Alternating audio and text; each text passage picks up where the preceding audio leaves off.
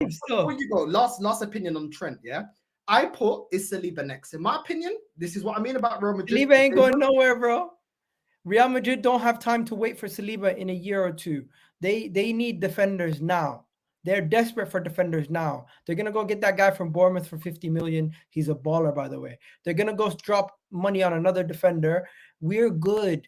Saliba's not going nowhere. Gabriel's not going nowhere. You're not gonna break up something that good. If you do, call me Bob, because I'm no more Egal. That because I can't believe what's going on. The world doesn't make sense anymore. I don't know why I even said that. That doesn't make sense either. But Saliba's not going nowhere. Saliba is not going nowhere.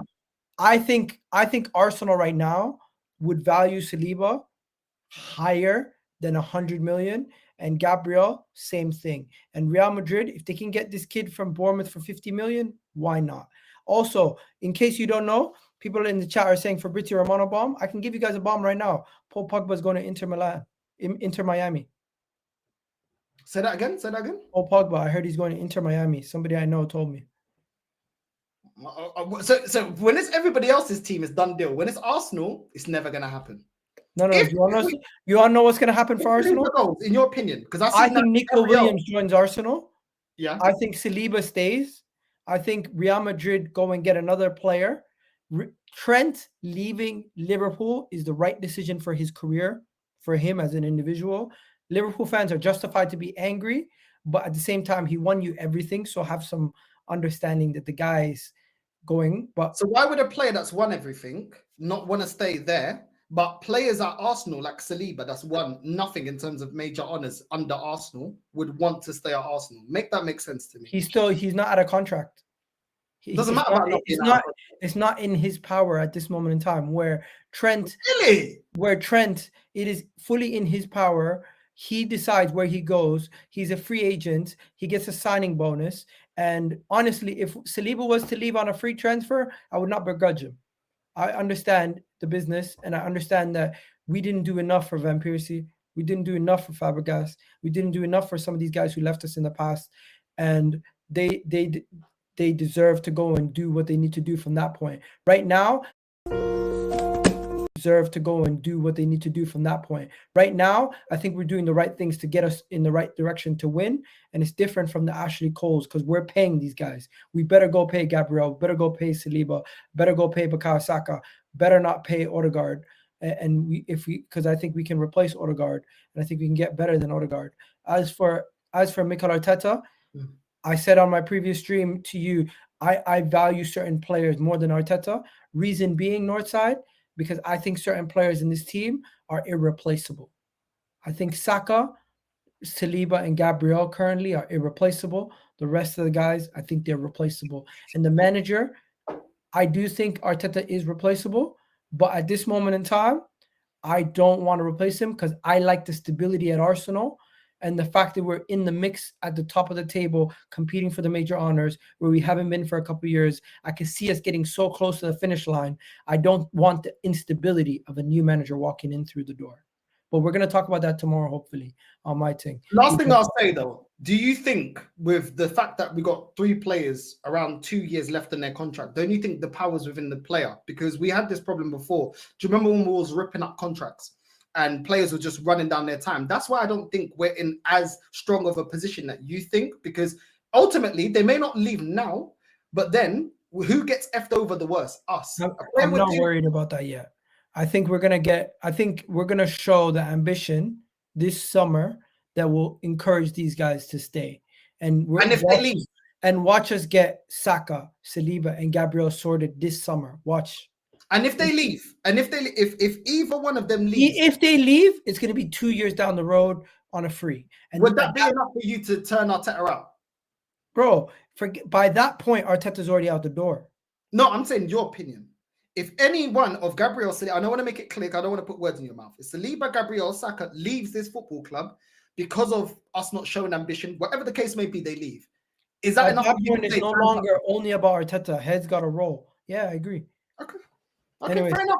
Guys, ready? Go ahead. I'm sorry. Jesus plus Havertz is the deadliest combo we've had at Arsenal in a while. I don't. There's been games, granted, it's like where they're still trying More to deadly find than rhythm. Lacazette and Aubameyang. Yeah. I'm thinking about it, but yeah, off the strength. Why you laughing? Listen, I like to me. At this point, I kind of get what he's coming from, but I think he went too far by saying Lacazette and Aubameyang. Yeah. His point was basically, as strikers, they offer us more overall rather than just goals and assists. They offer us so much in the build-up play. They give so much freedom to the left winger and the right winger and the midfielder. But Lacazette and Aubameyang didn't do that. But at the same time, they weren't in a team as good as this team. So although I disagree with the point, I get where he's coming from. It's kind of crazy, though. He's talking rubbish, bro. Because ultimately, ultimately, Aubameyang got us an FA Cup. You know what I mean? What's this? We've done this whole Jesus and where's the guy gone? The guy will be back. I don't know where the guy's gone, but yeah, we've done the whole Jesus and Havertz nonsense, yeah. And we're now looking for a striker like Aubameyang. That's the irony in that. Oh, it's the best duo, but now we need a clinical goal scorer, which Aubameyang was. So that doesn't even make sense because I'm sure he wants a new striker. I'm sure he wants a clinical striker. So that doesn't even make sense. You can't. Yeah, but that's because Jesus is injured. Huh? Let's be honest. Jesus' injury in the year when the World Cup happened set Arsenal back a lot. Yeah. At that time, he was performing at a high level. He was playing well. And let's be honest, when Jesus first hit, he looked like an amazing deal. Nah, come on, nigga. Bro, when Jesus first came, he looked good. Do you know what, yeah? Do you remember when the fan base was doing a whole thing about heat map and XG and all this nonsense, yeah? I stuck to my guns and I said a striker is determined, like the levels of strikers are determined in terms of your output, how many goals you score, yeah? And the reason is, is because you can do all this link-up play, but ultimately, we need you to turn up and score goals and put them in the back of the net in big games. And that is the two things that both of these guys don't do, Havertz and Jesus. Aubameyang was clinical, bro. He was a clinical striker in a team that's, you would say, and I would say, wasn't as good as this team overall. You know, wasn't competing for a title. And yet, look at the numbers he was putting up. The disrespect to Aubameyang is crazy. He was getting golden boot with Harry Kane. Remember, when we had Aubameyang, we was making discussions, who's better, Harry Kane or Aubameyang? Yeah. Now, Harry Kane's a better overall striker, of course, like there's no doubt. But Aubameyang, in terms of fox in the box, he was one of the best in the world. So I don't understand how man can say that because you can't put Havertz in the same box or argument with Harry Kane. You can't put Jesus in that box. I think Jesus was doing a lot what Lacazette, what Giroud, what this fan base cussed Giroud for. Jesus was doing it, but Giroud was actually putting bigger numbers. Giroud was scoring like 16 goals a season. Do you know what I'm saying? Giroud actually turned up in big games for Chelsea. Giroud has actually been a big game player for France. So it was funny that I saw this fan base say, oh, Giroud isn't the type of striker we need. And then when we go get Jesus, which is back to goal, link up play, you know what I mean, trying to barge off defenders and linking up the wingers, all of a sudden, he's the best thing since sliced bread. For me, that's hypocrisy within the fan base. Because doing that, Giroud was more effective and they wanted better. Because ultimately, we rate strikers on their output. When it was Aubameyang and Lacazette, in terms of who was going to start, everybody said Aubameyang. Why? Because he had the more output. But Lacazette had the work rate. So this whole facade about work rate, how come people didn't put Lacazette above Aubameyang then? Because Aubameyang had the numbers and Lacazette had the work rate and the link-up play. But we put Aubameyang up front because everybody was like, no, he's the more clinical. No, we put Lacazette up front. We put Aubameyang on the left wing when we won the FA Cup.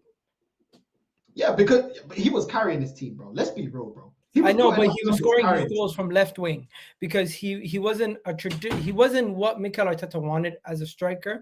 But before we get on to Arteta, let me bring it back to this point.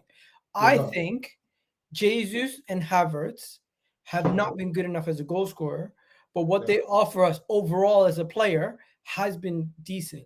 And now Jesus' injuries has been the biggest issue with Jesus. Havertz, I don't think Havertz has been as bad as a signing as people make him out to be. Because people make him out to be this massive flop, this terrible signing. When it comes to just pure production, he's not been that bad. He's definitely gotten double-digit goals in the league last year. This season, he was on pace for that before he got injured. unfortunately got injured. But both this season and last season, he's outperformed his performances at Chelsea. Now, I'm not going to compare Aubameyang and Lacazette to Jesus or Havertz because clearly Aubameyang is a better player than the two of them.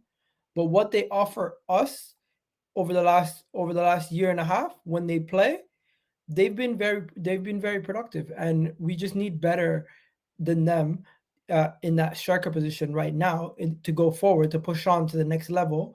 But obviously, when we bought Jesus to go from where we were to top 4, he was good enough for that. Havertz, I don't think Havertz was originally bought just to be a striker. He was bought to be playing all over the place, and he's going to be good rotation. I know you're saying, I seen you clip me up recently. You said